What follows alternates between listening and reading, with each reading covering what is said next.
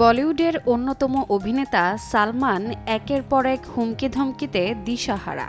প্রাণনাশের ঝুঁকি সামলাতে আপাতত ব্যস্ত আছেন দাবাং খ্যাত এই নায়ক। তবে পরিস্থিতি যাই হোক, কন্ট্রোভার্সি যেন পিছুই ছাড়ে না তার। কারণ বলিউড ভাইজান সালমান খানের প্রেমের ইতিহাস বেশ লম্বা।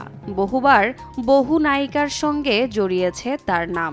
এবার তার সাবেক প্রেমিকা সোমি আলী হাজির হলেন প্রেম চলাকালীন সময়ের অভিযোগ নিয়ে। সালমান সুমি জুটিবদ্ধ হয়ে কাজ করেছেন বেশ কয়েকটি সিনেমায়, সেই সূত্রেই প্রণয়। তবে সেই ভালোবাসার সম্পর্ক থেকে খুব একটা ভালো অভিজ্ঞতা হয়নি সুমির।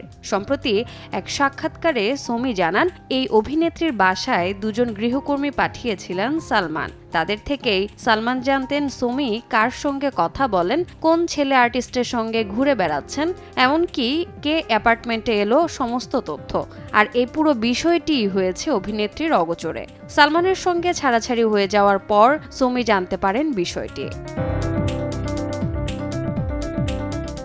আলোচিত সেই সাক্ষাৎকারে সুমি অভিযোগের সূত্রে আরও বলেন, সালমানের পুরোপুরি নজরবন্দিতে ছিলেন তিনি।